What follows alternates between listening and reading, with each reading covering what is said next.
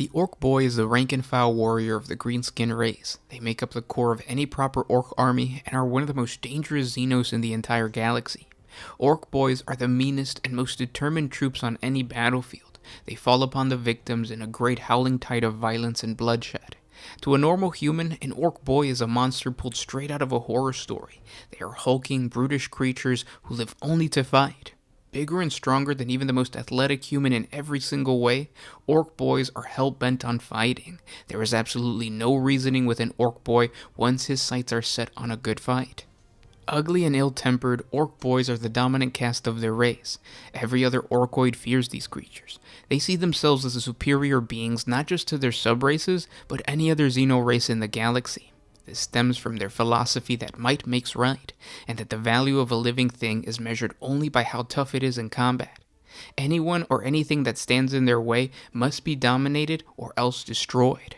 The typical Ork Boy stands around the height of a man, though most greenskins would be much taller if they merely stood up straight. Their frame is extremely muscular and solid, having arms so long and heavy they could kill a man with a simple swing. The knuckles of an Ork Boy scrape the floor as they lumber around. Each one of his hands ends in taloned fingers capable of tearing the enemy's throat clean out. Even the skull of an Ork Boy is extremely dense, able to absorb impacts that would otherwise cave in a human head. A heavy brow hides two blood-red eyes that are afire with the need to kill.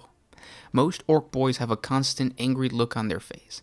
Add to that jagged fangs that jut from a heavy jaw, and you have a creature that looks more like a wild predator than a sentient spacefaring warrior. The skin of the Ork Boy usually tends to be some shade of green. The older and meaner the orc, the darker and more leathery the skin tends to be. Scars, scabs, and parasite litter their bodies, but the most offensive part about an Ork Boy is its smell. The odor of these creatures has been compared to a diseased grox languishing in its own feces. Everyone that has faced an orc invasion all say the same thing. First you smell an orc, then you hear them, and then finally you see it. When you combine their biological resiliency and their violent nature, you get Ork Boys that appear like they've been dragged through the streets. Aside from serious scars and open wounds, the Ork Boys often have reattached limbs that most of the time the skin tones don't even match. This is because when an Ork Boy loses an appendage, he has two options: pay for a bionic, or have the Pain Boy attach a spare body part from a dead body. Every now and then you'll get an Ork Boy walking around with a foot at the end of his arm or a clawed hand for its feet. It's all part of the Pain Boy's learning process. Those Ork Boys that have enough teeth, the Ork currency, will get deadly robotic replacement limbs. These can be as simple as a hooked hand, or as complicated as a piston-driven leg. All of these modifications are simply a testament to the durability of the Ork Boy. When an orc speaks, it's a low and guttural tone, thick with saliva and constant cursing. Most orcs speak in a brutal, straightforward manner, and their vocabulary is abrasive and rude.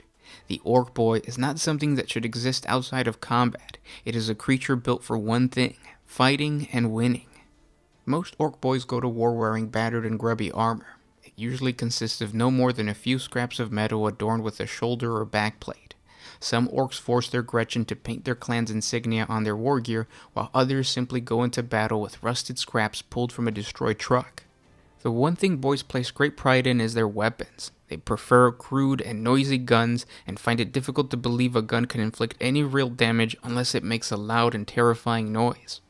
The type of weapon used by an Ork Boy is a key defining feature. The most common Ork Boy is known as a Slugga Boy. They represent what an average Imperial human thinks of when they imagine an orc. Slugga Boys are brutes who love nothing more than a good fight, often leaving a horrific mess of whatever they attacked on the battlefield.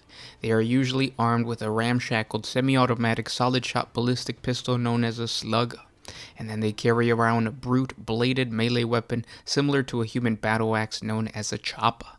And then there's the Shooter Boys. These are the orcs who prefer the shooty side of combat and serve solely as range infantry with no melee component like the standard Slugga Boys. A Shooter Boy's prized possession is its ballistic solid-shot automatic rifle known as a Shooter.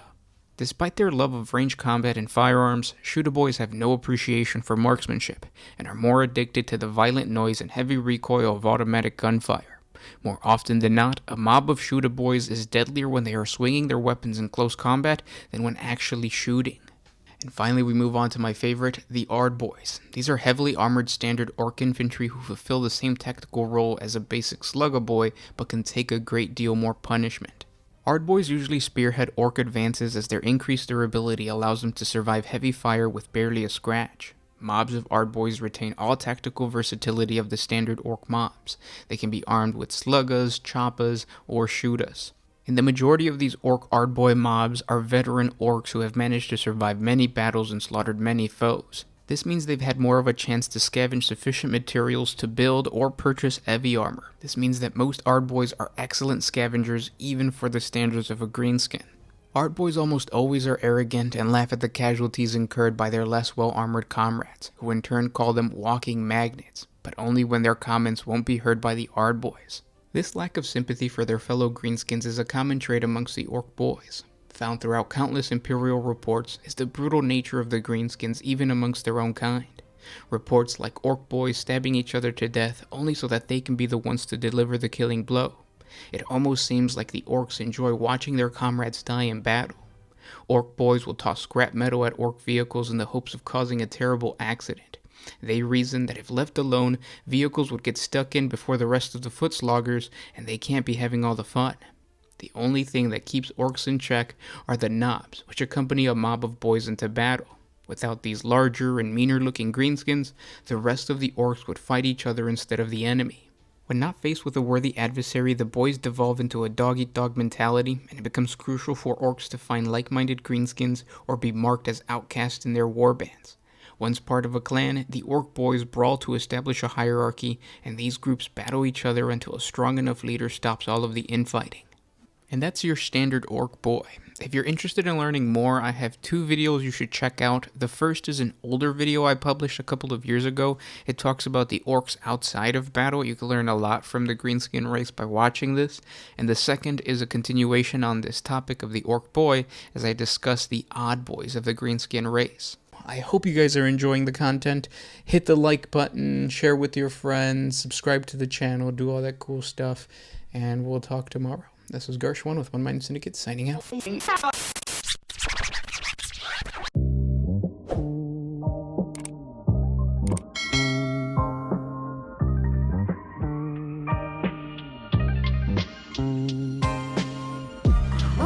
used to put my freedom first in any situation.